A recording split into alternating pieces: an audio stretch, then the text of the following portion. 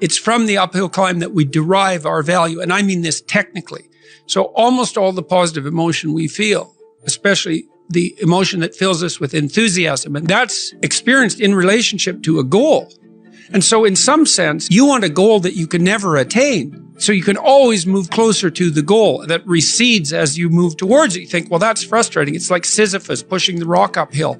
But it's not, because as you pursue that goal, you put yourself together and your life does get better and richer and more abundant. And that's why the highest levels of virtue and goal are in some sense transcendent.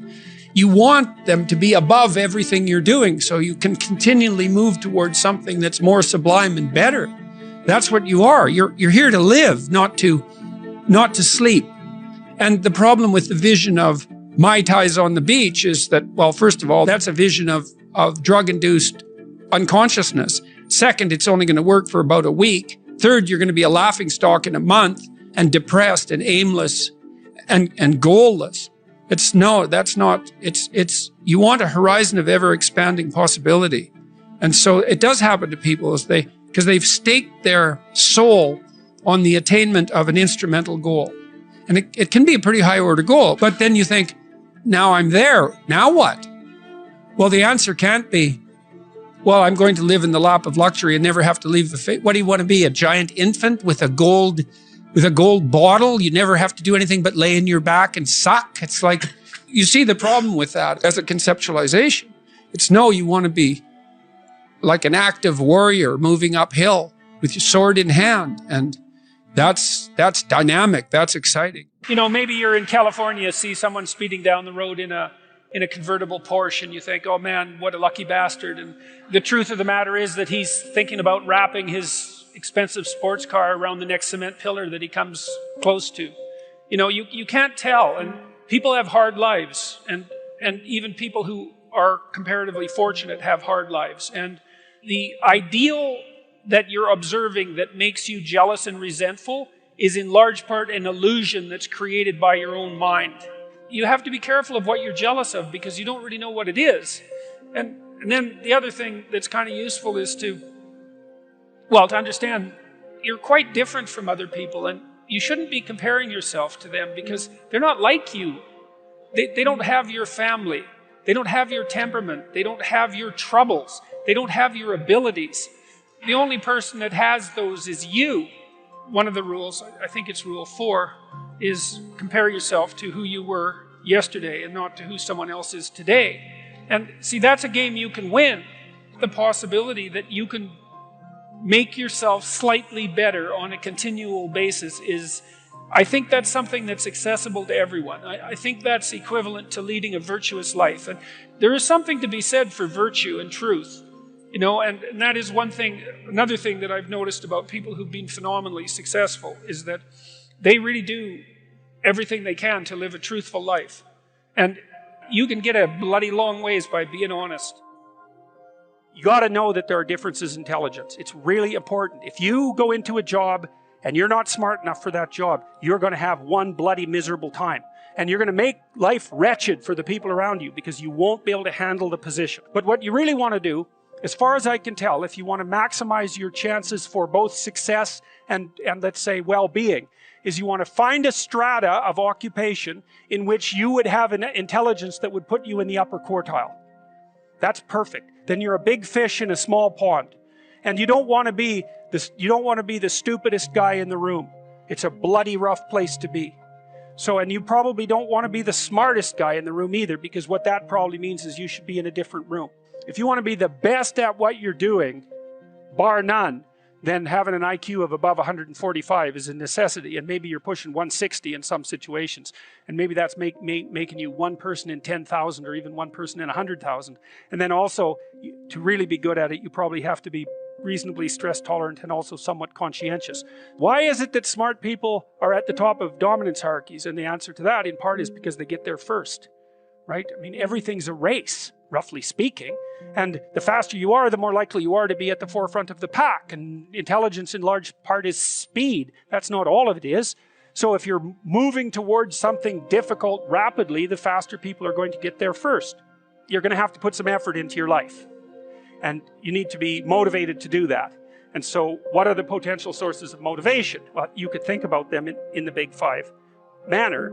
You know, if you're extroverted, you want friends. If you're agreeable, you want an intimate relationship. If you're disagreeable, you want to win competitions. If you're open, you want to engage in creative activity. If you're high neuroticism, you want security. Okay, so those are all sources of potential motivation that you could draw on, that you could tailor to your own, you know, your own personality.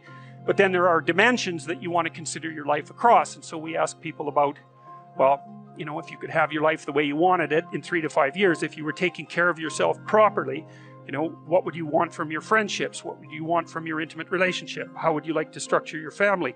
What do you want for your career? Well, how are you going to use your time outside of your job? And how are you going to regulate your mental and physical health, and maybe also your drug and alcohol use, because that's a good place to auger down. And that tangles in your incentive reward system. You know, we talked about the dopaminergic incentive reward system, and that's the thing that keeps you moving forward. And the way it works is that it works better if it produces positive emotion when it can see you moving towards a valued goal. Okay, well, what's the implication of that? Better have a valued goal, because otherwise you can't get any positive motivation. Most creative people fail at producing their creative product and monetizing it, right? So your default position, if you're a creative person, is you're going to fail. And that's because it's hard to come up with something new, and it's hard to present it to the market at the right time, and it's hard to market it. Like, those things are really, really difficult. And so what successful entrepreneurs do is they just keep doing it over and over and over and over and over and over and over. And eventually, if they're fortunate, one of their ideas happens to hit the right place at the right time. Even if your idea is good, that doesn't mean it will be successful. There's so many things that have to be taken into account. So this is partly why persistence, and that's part of conscientiousness, is so useful. It's like, persistence is helpful because it enables you to run many, many experiments. And you need to know that the baseline is failure. You know, it's important, because otherwise you'll blame that on yourself. You know, and some of that's useful because there's probably some things that you could improve about yourself. But it's very difficult to go from 0 to 1, you know. You know, what should happen when you go to university is you should learn how to think and formulate arguments. You should learn to think, speak, and write. That's what the humanities are for. They're to make you dangerous, right? Because if you can think and speak and write, you're deadly. In a complex job, you're exactly what's necessary. There's nothing you can possibly do to become more deadly than to improve your facility with language. And the way you do that is by reading, especially great things, and by writing, and by thinking, and by speaking, for that matter. But how could that not be viewed as absolutely central to what education is about? You want to be inarticulate and stumble over everything that you try to think and communicate? Yeah. How are you going to get anywhere? You don't even know who you are under those circumstances. This massive feeling that's expressing itself, you know, maybe in violence because you can't find the words. And you stumble around and bump into things, and you're clunky and dull, and you're not witty. You don't sparkle. So let's say you take the example of a SEAL who's got it all, but this literacy. What happens to him compared to someone who has all those? These people that you're comparing yourself to, you don't really know very well. What that means is that you see their shiny outside, but you don't see the reality of their life. There's always people out there who are doing far better than you on pretty much anything you want to imagine. And if all you're doing is seeing yourself in their reflected light, let's say, then it's going to be pretty damn dismal. But it's not a good comparison because, well, first of all, there's danger in just comparing yourself to others, period, because they're not you. And God only knows what struggles they had to undertake to get to where they were, or what burdens they're currently carrying that you're not aware of. But you can certainly contrast yourself with yourself. And that's a lot better. It is the only way. Well, it's also the only way of really measuring anything approximating proper improvement. You can actually tell when you're a little better than you were yesterday. Right. And you can actually do that. That's another thing that's so interesting about it, is that you can actually make yourself a little better in some way, pretty much, well, I don't know if it's at every moment, but you can certainly do it every day. Be careful who you share good news with, because you want to share good news with people who are going to be genuinely happy for you. And be careful who you share bad news with, because that's equally tricky. You want someone who will listen to you when you're having trouble and allow you your grief, beauty calls people to their higher being, I would say, and to make friends with beauty is to introduce yourself very carefully to one of the mysteries of life that make it worth living. There's never been a better time for the majority of people to be alive, and the future, although we're vulnerable and terrible things can always happen to us, it's hard to make a case that the future doesn't look comparatively positive. We're becoming extremely technologically sophisticated, and the world is changing at an incredibly rapid rate, and the only way we're going to be able to manage that in a positive way is if each of us, or as many of us as possible, are capable of making wise and careful and truthful decisions. And if we do that, then maybe things can continue to improve. You don't get people to stand up on their own 2 feet and to adopt responsibility if everything is given to them. And that's a real conundrum